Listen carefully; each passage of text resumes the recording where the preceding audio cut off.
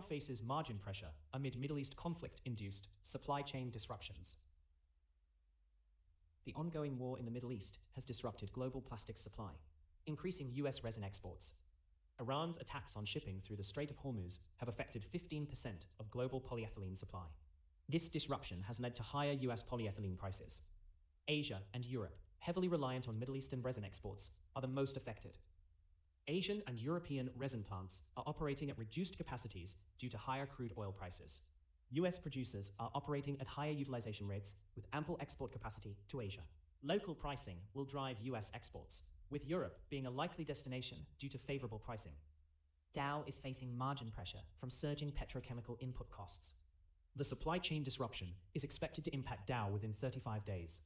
This affects Dow's entire product portfolio, especially those reliant on petrochemical intermediates. US resin shippers are redirecting exports due to the Iran conflict, affecting ethylene and related markets.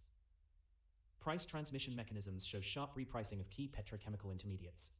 Benchmark prices for core polymers have surged in Asia, indicating regional shortages. The price shock began with crude volatility, affecting ethylene and propylene markets quickly. Limited inventory buffers has amplified cost pass-through to Dow's supply network. Dow will face significant margin pressure within 14 days as higher-priced inventory enters its cycle. Supply Graph AI reveals how supply chain risks propagate before they reach your enterprise.